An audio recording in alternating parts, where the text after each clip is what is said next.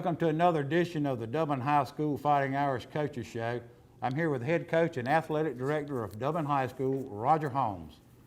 Coach, we completed the trifecta, as I've called it, 3 games in 8 days.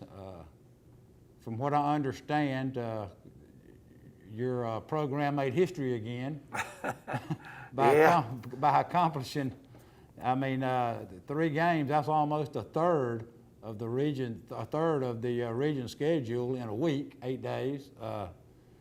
3 region games, very important to get up under your belt. I don't know what the total scores were. I believe we had 2 shutouts.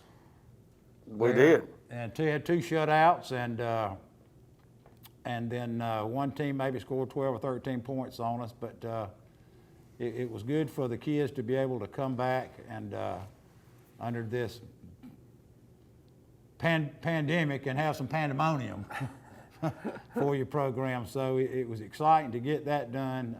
Big crowd for homecoming.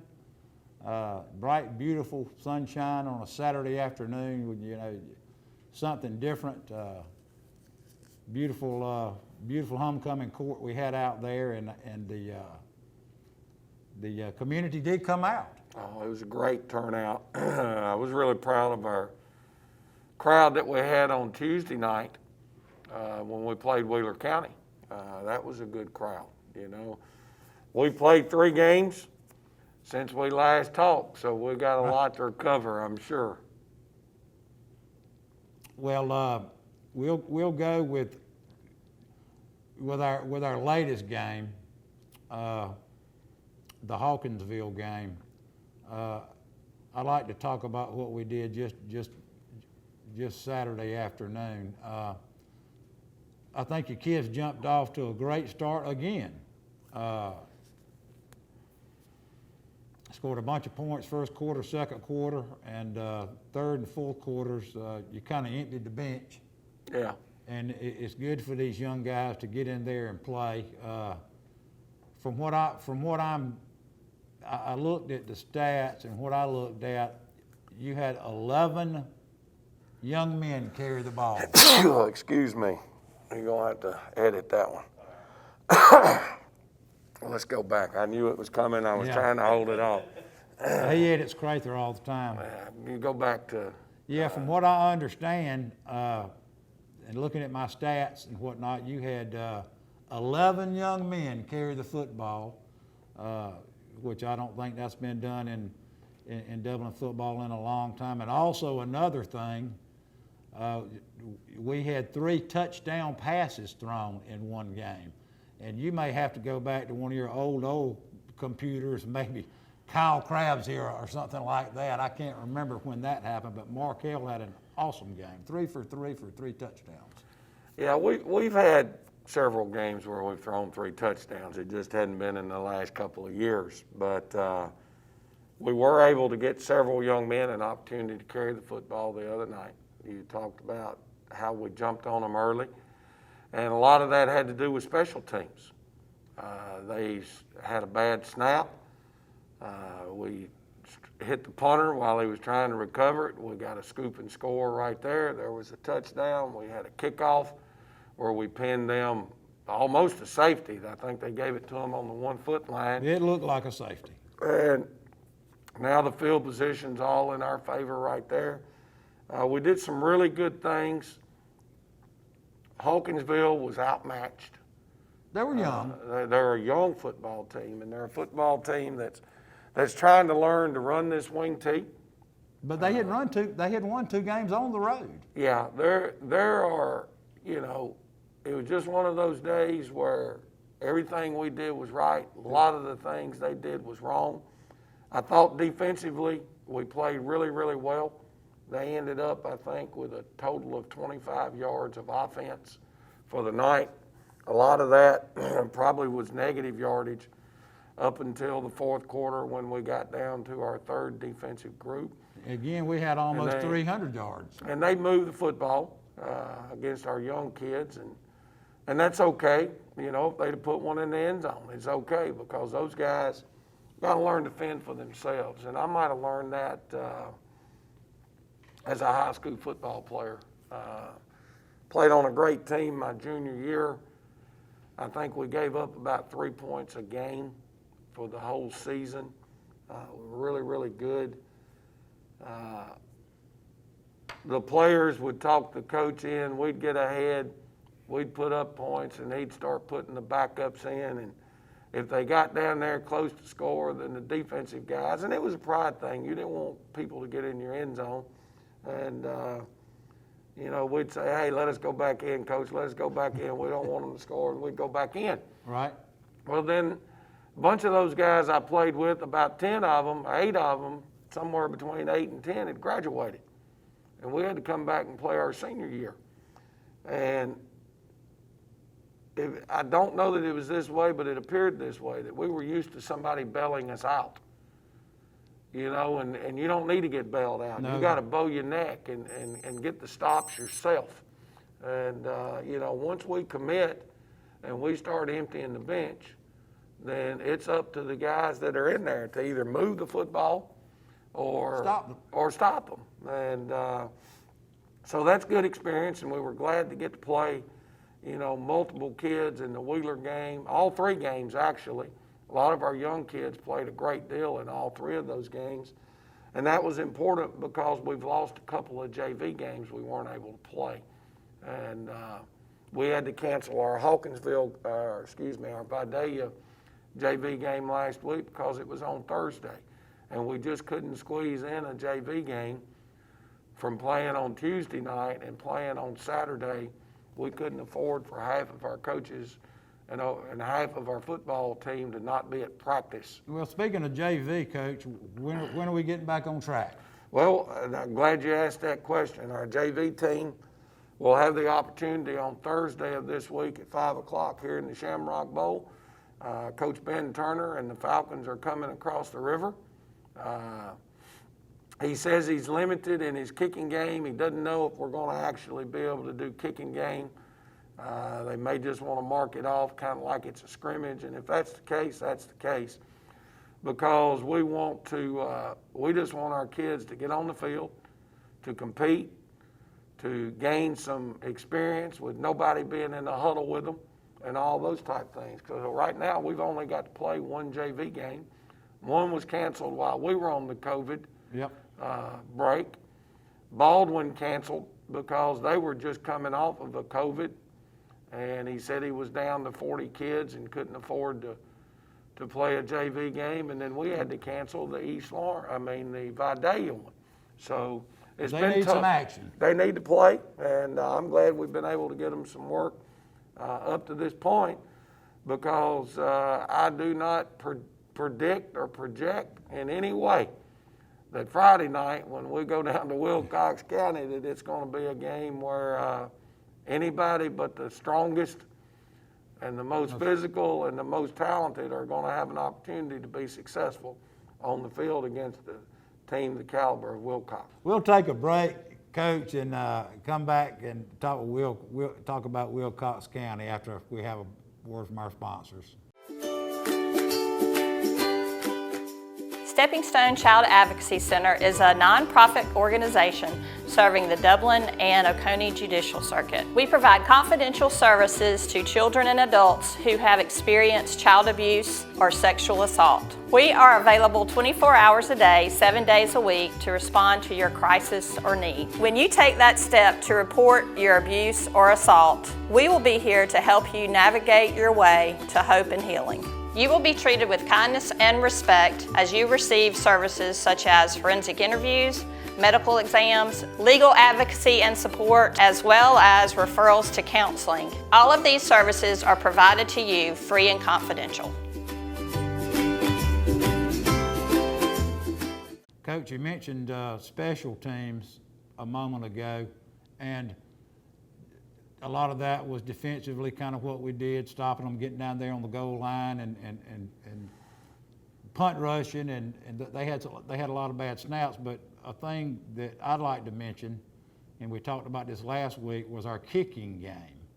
I think John Potter probably touched the ball with his foot 15 times He probably Well, let's see, we had 8 touchdowns, so he kicked Yeah. off 9 times. and he had he his kicked, extra points. 9 extra points or 8 extra points.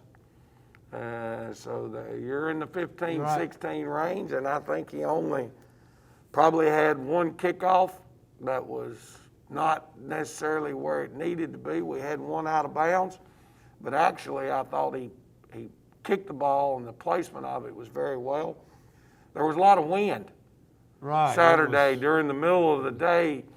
I actually went out, I don't know, somewhere around noon, and the wind was whipping and things were blowing, and I looked at the flag, and It was coming about it was 8 or coming 10 miles an hour. northeast, and Yep. it was at 12 at that time, and at game time it was down to 8. That's correct. So the kickoff that went out of bounds, he was actually kicking the direction the wind was blowing, and it just pushed it Well, I on thought- out of bounds. yeah, So I- he had a good night. He had I thought special teams wise, and that's a big part of our game, making a defense in high school try to go 80 yards. It's extremely hard for any team to do that, especially against a defense as good as you've got stacked. I'm gonna brag on one young man that's been doing a great job Please. for us in the kicking game, in the coverage department, is Desmond Gilbert. Desmond, yeah, Dez is you look, he's usually the first one down the field covering kickoffs, and he's starting to look like Steve Linton did. That's kind of where Right. Steve Linton started making his first impressions. Desmond is doing an awesome job for you. I watch him in practice a lot. He practices like he plays. Well, he's getting better. He's a little banged up right now. We hope he's 100% by Friday night. Natelin But, Gregory's another kid that gets down the field on yeah, kickoffs for you. Call his name Elijah right. Cates Elijah Cates. is very doing a good job with extremely that, fast. and so, a lot of them are competing and doing the things that you ask for in the kicking game, and a lot can be accomplished by being sound in the kicking game. Well, we had a lot of, like I said, we had a lot of kids carry the ball Saturday, Saturday afternoon. It's kind of odd to say that. It was almost a college-type atmosphere with the homecoming and whatnot, but it was really nice to see the Cam Hamptons, the Jamie Langs, and those kids get in there, and they were fighting extremely hard in the fourth quarter to try to get a score for you. It was, Coach, I think that goes back, and it may be, we hadn't talked about this year, is last year, these kids were your scout team. They got 5 extra weeks of practice because of The playoff run. our playoff run, and so That, can that, you that's speak on huge. that? Yeah, well, and having to line up and compete against a football team that was good enough to win a state championship every day is going to make you a better football player. Now, some of those names you mentioned there were 8th graders. They were over at the middle school. But Yeah, Cam was for sure. yeah, and Jamie, And and Jamie. and Martravius O'Neal and Malachi O'Neal, those kids all got carries the other night, and they're 9th graders. But one thing I want to hit on before we go to our break is you mentioned the 3 touchdown passes. It's been a little frustrating up to this point on our passing game. I probably mentioned it last week in the show that that's something that we have probably spent more time on through this fall camp and through this season than we have in normal years, and it just hadn't come together the way we want. And the other night, our protection was better. Our quarterback got more depth when he came out of his play action fakes.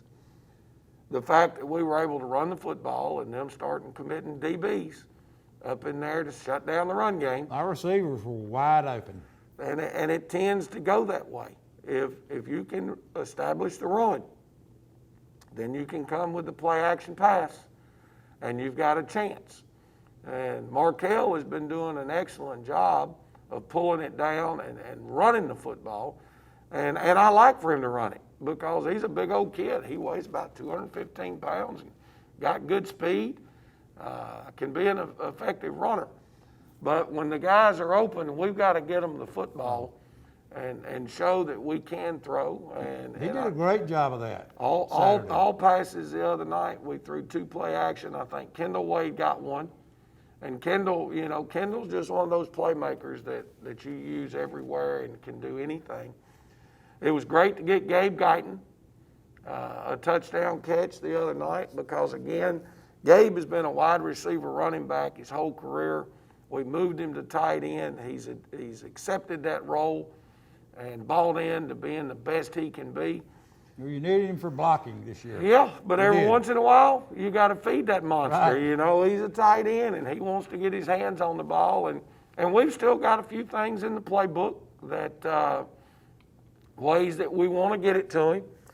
I was told as a youngster, don't, keep an ace in the hole. Right. And if you've got an ace in the hole, you don't pull it until you need it. And so we've got some things in our playbook that we've been working on that hopefully when the time comes that we can execute it in live action like we want to execute it. We've added some stuff. You don't want to show your full hand in week 5, that's for sure. Yeah, and so at the end of the day, we'll just keep working, keep trying to improve, and see that if these are things that we need, we'll use them.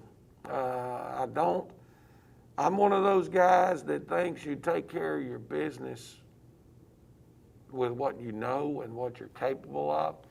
And then if it affords you the opportunity, then, when you go fishing, you don't leave the hole that's been it's a honey hole and it's been producing. Okay, so I'm not going to drive across the lake and go somewhere else just to find out if there's any fish over there until I get tired of catching the ones I want to out of that favorite spot. You've been hanging around Rob Shubin too much. I hear you.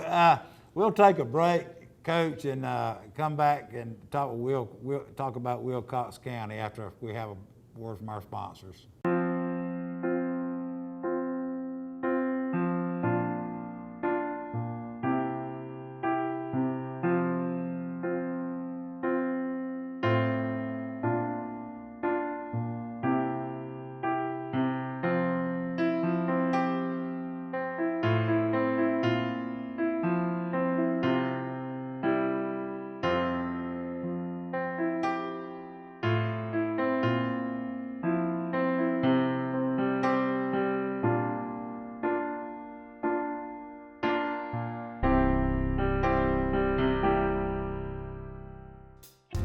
Hi, my name is Laura Youngblood. I am a personal banker here at our Gordon branch at Morris Bank. We just want to say how wonderful our customers are and thank you for banking blue. Hi, I'm Amber Shepard and I work in Human Resources in Dublin. Thank you for banking blue. Hey, good afternoon everyone. My name is Steve Lacey. I'm a commercial lender here at our Highway 96 branch in Warner Robins, Georgia. We just want to take the time right now to thank you guys for banking blue. We appreciate you. Hi, I'm Tracy McSwain and I'm in the mortgage department in our gray office. I just want to make sure our customers know how much we really appreciate them and to thank them for banking blue. Hey, I'm Nicole Johnson and I work with customer service for Morris Bank in Dublin, and I just want to say thank you to all our customers and thank you for banking blue. Hey, I'm Denise Griffin with Morris Bank in Gray, Georgia in customer service. Thank you for banking blue. I'm Dora and I'm a teller at the Brennan Street here in Statesboro, Georgia, and thank you for banking blue. Hello, my name is Zach Giddens. I work in commercial lending in Warner Robins for Morris Bank, and thank you for banking blue. I'm Melissa Wilson and I work in customer service at Morris Bank in Gordon, Georgia. We appreciate your business and thank you for banking blue. Hi, I'm Julie Lewis and I work in the credit department in Dublin, Georgia. Thank you for banking blue. Hi, my name is Rhonda Porter. I'm a teller here at the Gray Branch. I just want to thank all of our customers for banking with us and thank you for banking blue.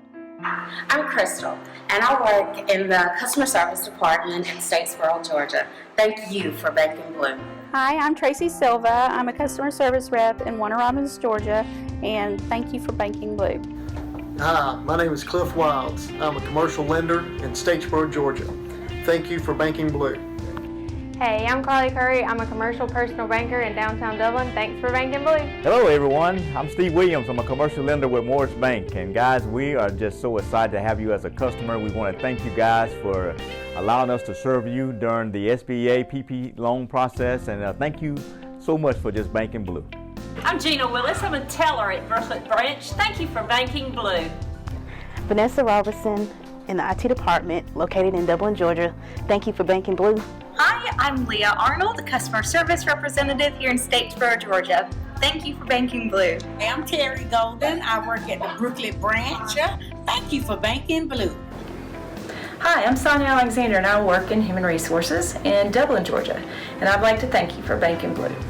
Hi, my name is Roger Dutra and I'm the head teller here at the Mall branch with Morris Bank. And I just want to say thank you for banking blue. Hi, my name is Ashley Watson. I'm a Taylor CSR at our Highway 96 branch. I just wanted to stop by and thank you for banking blue. Hi, I'm Kim Kennedy and I work on the retail banking side of Morris Bank, and I just wanted to take a minute and thank you all for being our customer, and we appreciate you banking blue. This is Trey Kim from the credit department at Morris Bank. I'd like to thank you for banking blue. Hi, Megan Rowe, Deposit Ops. Thank you for banking blue. Hi, I'm Jessica Savage and I work in the lending department in Statesboro. Thank you for banking blue.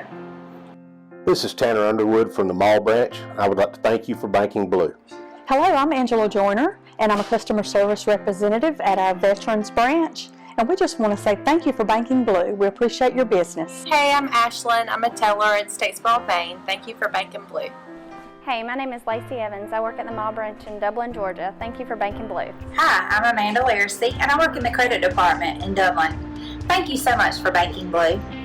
Hi, I'm Spence Mullis, President and CEO of Morris Bank. On behalf of all of our 200 bankers in Middle and South Georgia, thank you for your business, but most importantly, thank you for banking blue.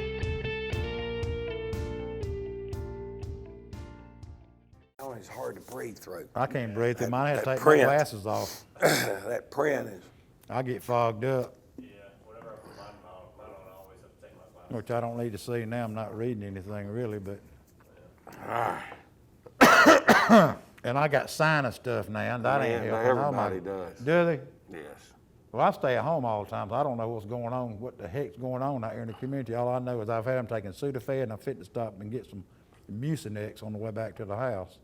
But, yeah, at least it's not something else. Well, man, no doubt. I feel great, but I'll tell you that. I feel good.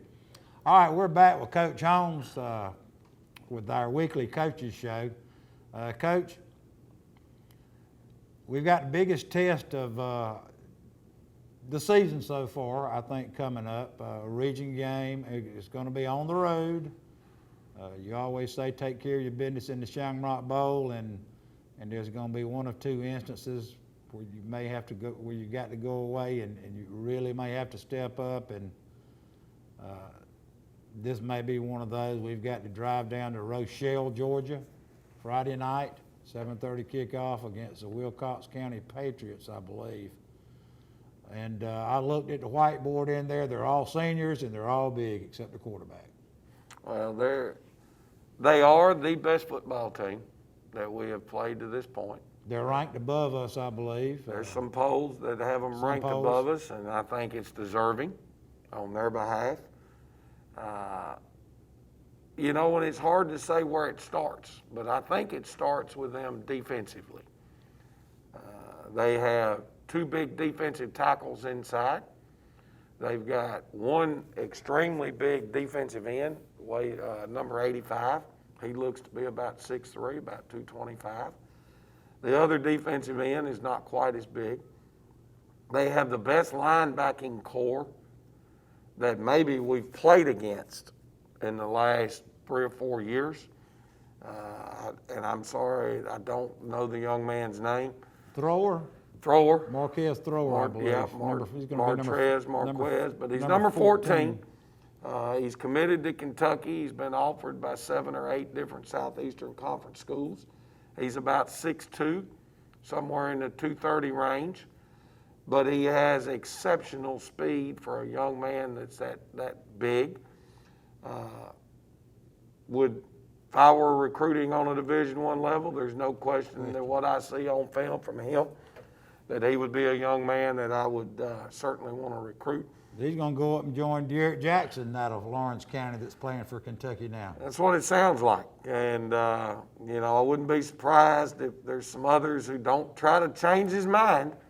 But, man, what a gifted athlete. And he also will jump over and play some running back, too. And that's a little scary, but he does a good job with that. So they've got a great linebacking core. Well, their middle linebacker, Owens is the young man's name. I spoke with his dad yesterday. His dad's the athletic director down there. And, you know, sometimes guys are big-time recruits, but if you don't have the physical height, weight, whatever it is, now there's a difference in the level that you're being recruited.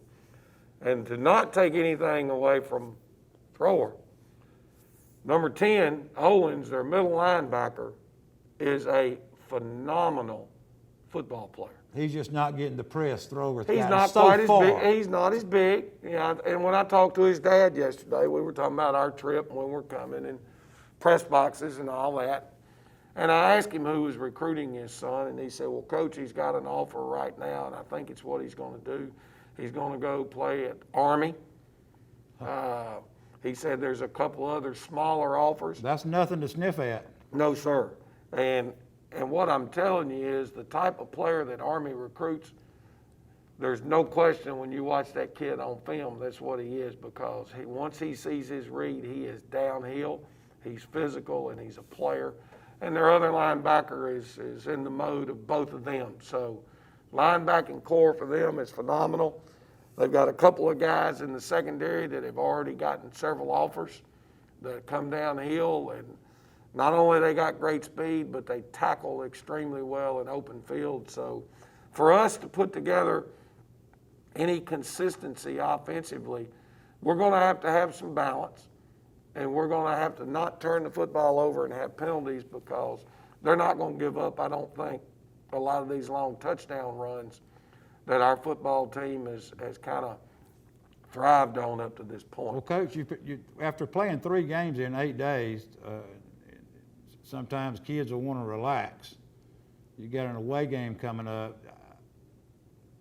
How are you challenging these kids at practice this week, and are they responding to what's coming Friday night?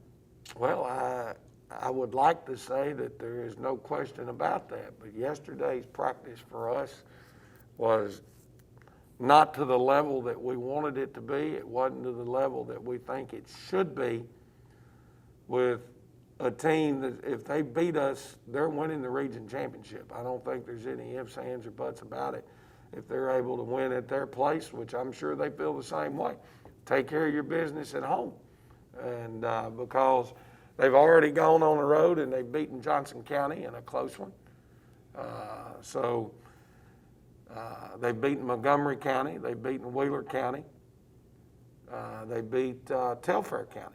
So they've got Dooley left, Troutland left, and I guess that's it after us. So this one kind of puts them locked in as far as they know what they've got to do too. They know it, and we've still got a little more road to hoe if we're able to go down there and win. But at the end of the day, this is kind of money in the bank for them. When you go to their offensive side of the football, it starts with their tempo. They are a no-huddle, very fast tempo offensive football team. They run out of the spread. They do throw the football some, but they're about 67% run as opposed to pass. They want to run the football, and they're going to run the football with those big kids that play linebacker, are playing running back, and they're big physical kids. Now, I expect to get more of a dose of thrower. He's dabbled in the running back position. He's been hurt. He broke a hand, I think, early in the year, broke a bone in his hand, but he's healthy now. He's been getting 3 or 4 carries a game, maybe total. They're going to throw everything at you Friday night. Well, and why not? You know, I mean, this this is a big-time game that the winner's got a leg up, and there's no question about it. So they've got good enough speed to hurt you on the perimeter. Their quarterback is the head coach's son. You can tell that in the way he plays. He understands what they're trying to get done. He understands the game plan. He can extend plays for them. When he gets pressure, he'll throw the football away, trying to avoid sacks. I think, again, it's one of those deals where we can't give up the big play, and then we have got to get off blocks, and we've got to run to the ball and tackle, because we're going to be tackling some big, strong, physical running backs. Well, Wilcox had an extremely tough game last week, and I think they were behind. They did come up, and I believe they did come up. Yeah, they were leading Wheeler County 7-6 at the half. So are they going to have all their personnel and coaches ready for the game? That I don't know. I don't really have any idea where that is. Now, there's a rumor that their head coach will not be able to attend the game, and because of a situation that was the same that I had a few years ago, where an official ran into and somebody on the sideline on 2 occasions, and so those personal fouls or unsportsmanlike get challenged or placed on the head coach. So I've heard that he got 2 and will not be able to be at the game, but the quarterback is his son. Did the Officials Association turn it in like they're supposed to? I don't know. And it doesn't really matter, because he's going to be at practice every day. Right. He's going to be involved in the game plan and the way things go. And I'm sure he feels just like I do here, that if for whatever reason I'm not at a game, I've got a group of coaches that can carry on the duties and get the job done. And especially with the fact if you're there on a daily basis being involved with the game preparation. So injury-wise for them, I know they've got an extremely athletic wide receiver, number 4, that wasn't in uniform last week. They probably felt like it was best to hold him if he was banged up a little bit. And I think that's what happened to them some. We had beaten Wheeler pretty handily. Their guys are looking ahead to the Dublin game the next week. They played on a Saturday in the middle of the day, and they came out and they just didn't perform the way that Wilcox has been performing in the first half. But they came out in the second half and I think ended up winning 38-12 or something like that. Well, with their record they've posted and their rankings all across the state and all the different polls, they're obviously a solid football team to everybody that watches them and knows about them. They come from a very strong football-oriented county down there. They always have been. It's going to be a challenge for our young men to get on that bus and go down to Rochelle and step out onto that field after playing 3 games in 8 days. And I'm going to encourage the Irish Nation and our fans here in Dublin and Lawrence County to travel to Rochelle Friday afternoon and get down there. You can buy a ticket at the gate down there.